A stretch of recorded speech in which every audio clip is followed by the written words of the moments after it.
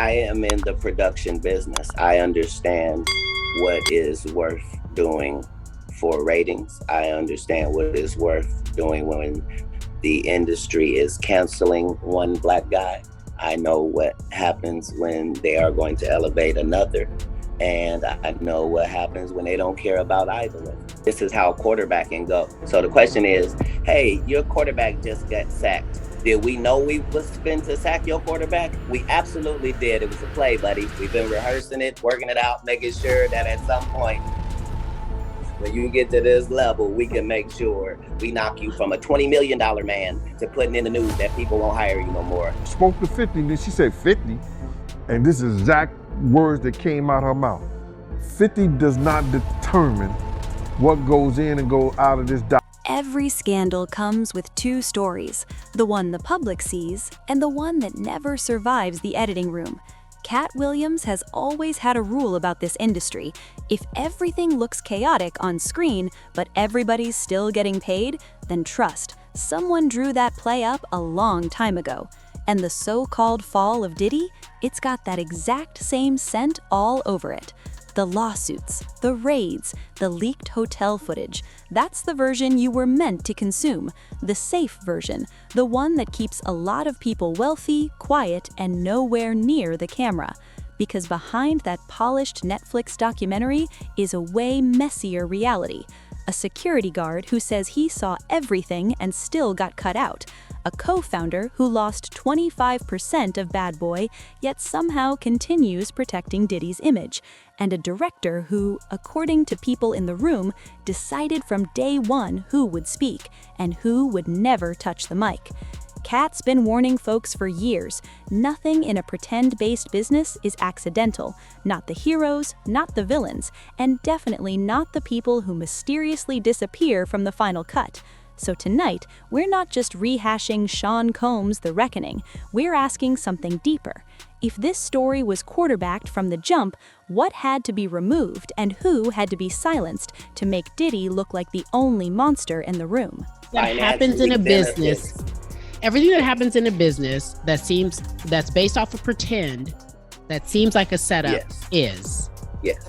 What I'm saying is, if Jussie Smollett and Lee Daniels for a living make stories that are not real, and they make them so good that people believe them and buy them, and that's what business they're in, why would you think it would be weird if they flipped out and said a story that turned out to not be true? Why? Why would we think that? If they are capable of doing that for a living.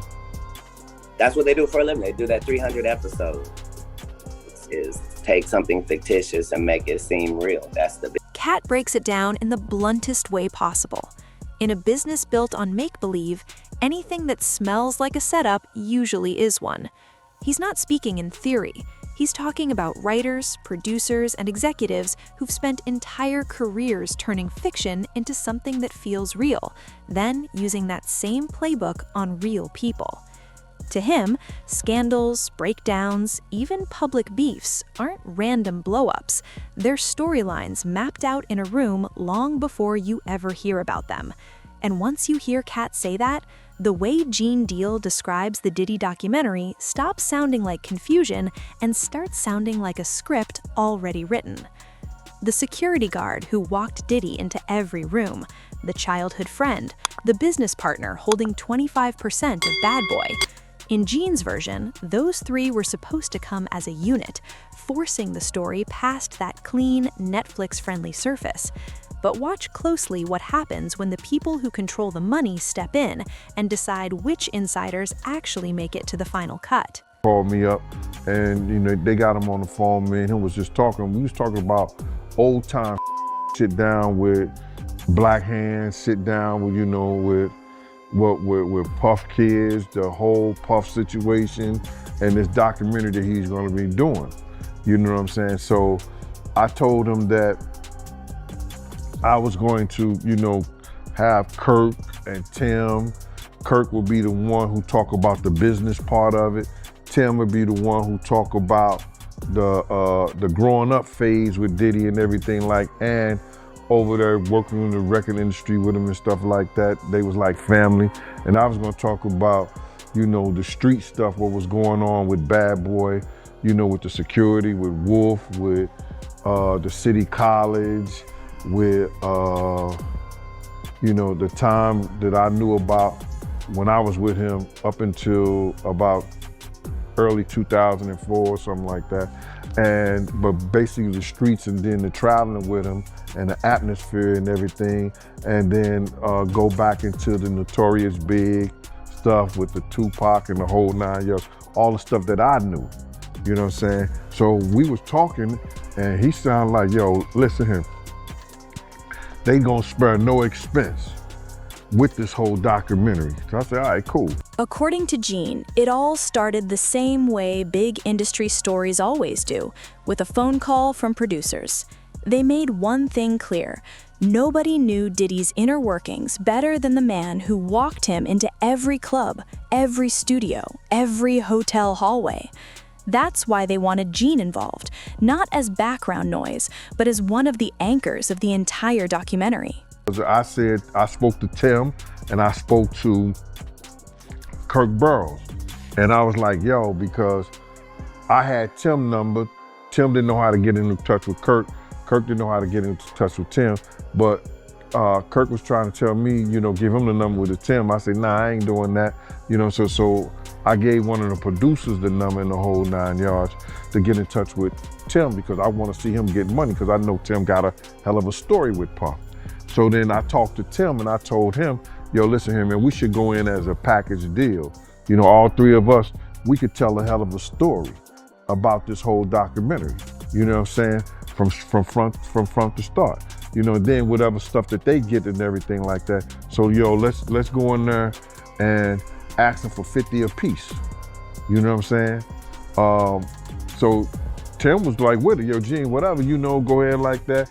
Kirk was like, yeah, okay, cool, Gene. You know, it was like a general census that we was gonna do this in a whole package deal. You know what I'm saying? And then I started speaking to the producers and everything like that, because 50 had told me himself that they was gonna spare no cost in doing this because he wanted to tell the story and he wanted to tell the story like it was supposed to be told and everything. Gene says it was never supposed to be just him. From day one, it was pitched as a package deal.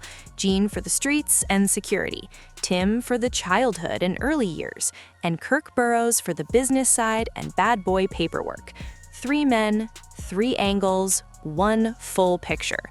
And in exchange, they'd get a real cut of the project for putting their names, faces, and receipts on the line. According to Gene, 50 Cent was fine with that setup. The issue only popped up when the person sitting in the director's chair decided the man who'd seen everything was suddenly asking for too much. The director, I gotta get her name, man, because it don't even sound. I want to put her on blast because she was telling me, you know, she was saying to me that what I was asking for was crazy and they wasn't spending money like that. I'm talking about you got footage, you got clothing, you got, I was doing footage, I had pictures, all the stuff that I had, you know, you could figure out a way to pay a brother and stuff like that. And then I was telling her about some prices that I've already received and I had the invoices to show it. And then she was calling me like I was lying. I'm like, yo, who do you think you talking to? You know what I'm saying? And she was talking about, you know, there's no way nobody paid. Nobody what? I say, first of all you people come with these documentaries and stuff, the first thing you tell me, y'all tell these people out here that y'all don't pay, and y'all pay. You give, if you can make a picture look like $10,000, $15,000, you know what I'm saying? You can sit here and tell me that you're gonna pay me for my time sitting right down here with y'all. You understand? So then, you know, one thing led to another, and I was like, yeah, all right, well then, you know, F you, you know, I spoke to 50, and then she said 50, and this is exact words that came out her mouth. 50 does not determine what goes in and goes out of this documentary. And he definitely don't pay, he determine what somebody get paid. It's not his documentary like that. I was like, oh, so if it's not his documentary and I spoke to him like that, I don't need to be doing nothing with you because I'm doing this on the strength of him. But you gonna pay me if I do it. So it went back and forth, you know what I'm saying, for a little bit. And then they had Kirk Burrows giving me calls and everything like that. What are you calling me for? You know what I'm saying? I'm not, get out of here. I know what kind of dude you is anyway. Me and you cool and everything, Kirk, but don't call me about no business with this stuff like that. And then what I found out is that he was making a deal, cutting a deal for himself as well as Tim. You understand? And I was trying to get a deal for all three of us. You understand? So that's how them industry cats go. You know, that's what. This is where the story takes a hard turn. Gene says the moment real money and real control entered the conversation, it wasn't 50 shutting him down. It was the director. She is the one who allegedly called his numbers insane, brushed off invoices from other documentaries he'd already been paid for, and told him straight up that 50 Cent doesn't decide who gets paid or what makes it in. Translation? The name on the poster is branding. The real power over the narrative lives behind the camera. And Gene says you could feel the shift immediately. While he was fighting for fair compensation for himself and the two men he brought in, he found out Kirk was already working on a side deal.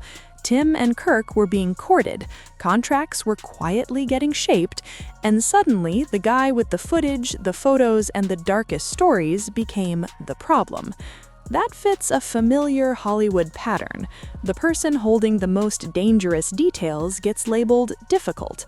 Meanwhile, the softer voices, the ones who'll keep things tidy, emotional, and lawsuit safe, get ushered right in front of the lens. You understand?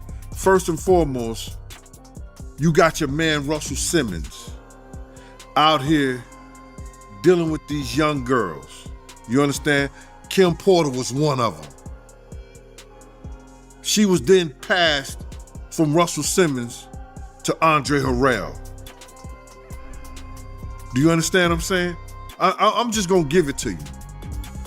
You understand? Because these we out here playing, talking all this, acting like they know what they talking about. She was working for Russell first, then she was passed over to Andre Harrell. You understand? So now Andre Harrell has her in the office and stuff like that.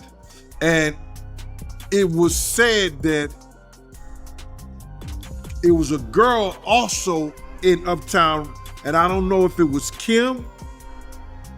I don't know if it was Kim or one of her friends walked in on Andre Harrell getting a fellatio and was given a red Mercedes-Benz 300C for keeping her mouth closed behind her.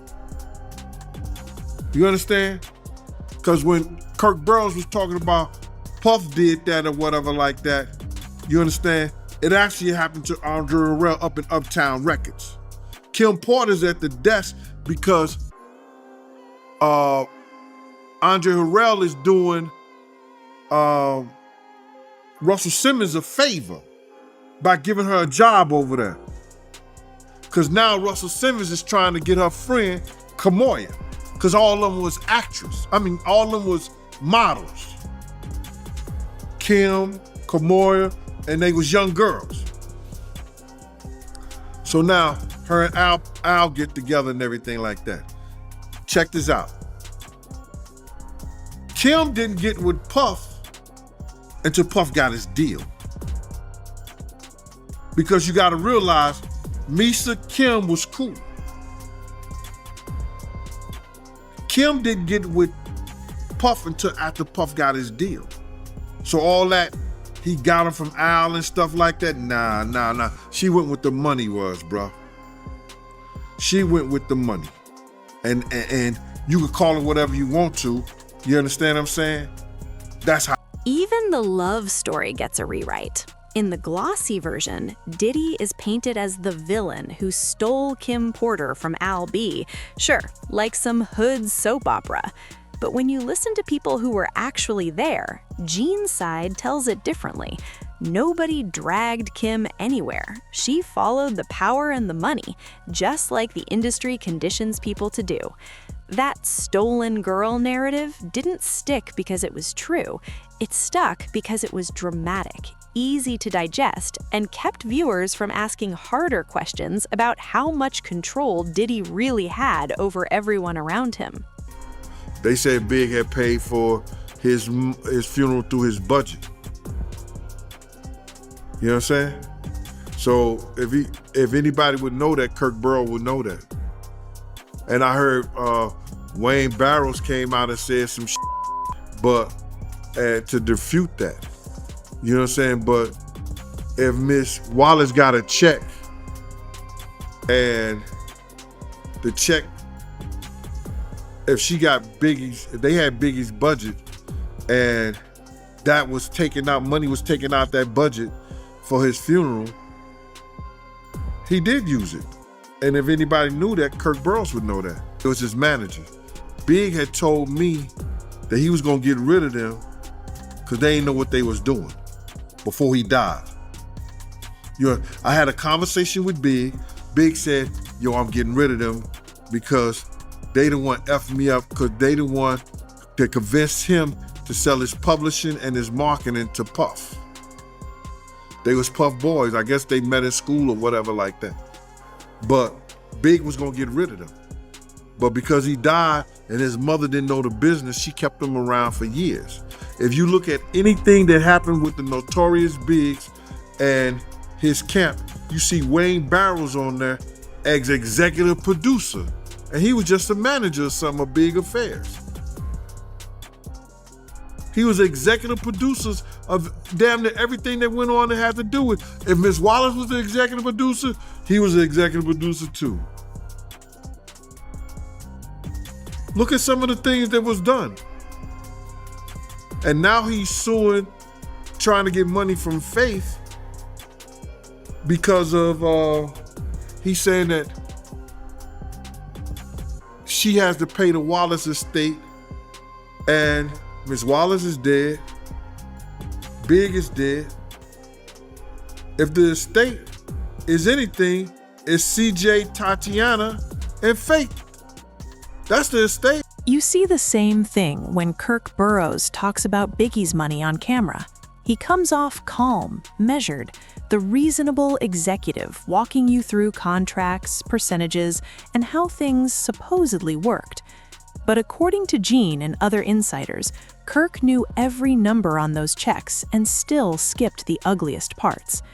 Instead of cracking open how much Big really generated and who truly benefited after his death, his testimony props up a safer narrative, one where mistakes happened, but nobody outright bled the label's biggest artist dry. For a documentary calling itself A Reckoning, that kind of selective memory is very convenient. To the casual viewer, Kirk looks like the adult in the room, suit on, paperwork ready, explaining how Bad Boy was built and how the money flowed. He's framed as the guy who helped build it all, then got pushed out. And that part is true. He did start with 25%. He did watch the company explode. And he did end up on the outside while Diddy rode the brand to billionaire status. Then there was a situation that somebody said long time ago in the office. They caught Kirk giving Puff a fellatio in the office. Now that was the rumor that was going around. How true it is? They was lovers. It came out in his lawsuit. He tried to say that Puff was, what he said? But if somebody you, how you letting them come stay at your house every Wednesday night? After the club. I think they were boyfriends, you know. I think, my honest opinion, I think Kirk was in love with Puff to a certain degree. And Puff was using him. And Kirk was giving up the Bugina to him. Anything Puff asked him to do, he would do. You know, he'd go at people, he'd talk. Kirk would talk you on the behalf of Puff. And I believe that was his man to a certain degree in his mind. And the way he was saying documentary, you could feel that they had a relationship. He was hurt behind being Justin's godfather. He allowed Puff to tell him that he was caught up with Misa and everything like that.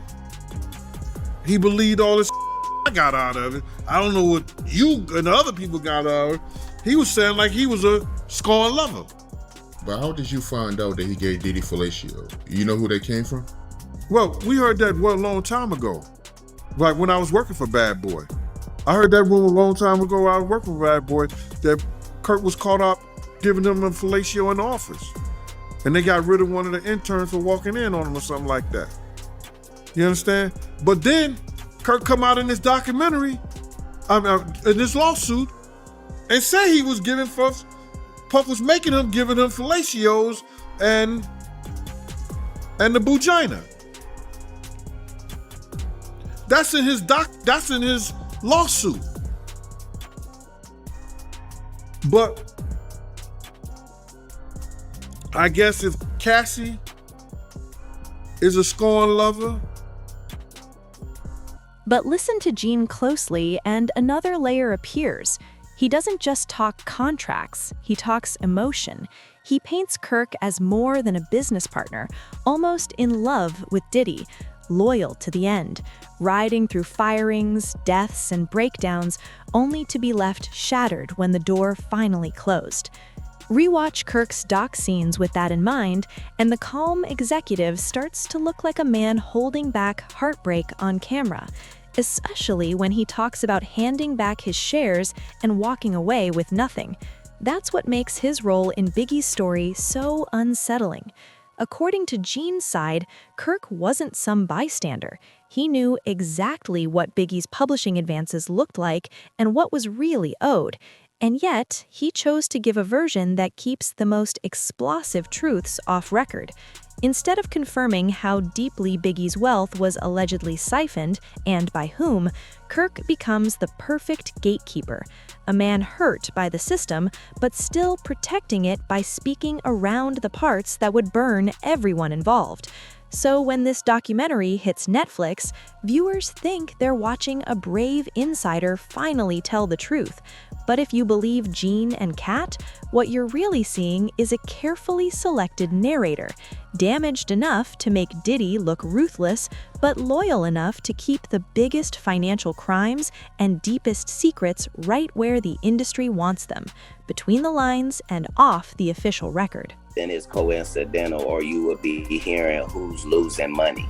In all of these situations, it's only the artist that's losing. Somebody makes big money. When these rappers get killed, not incidental. Somebody made $100 million and now don't have to talk to that artist or none of their crew, don't have to validate none of their contracts.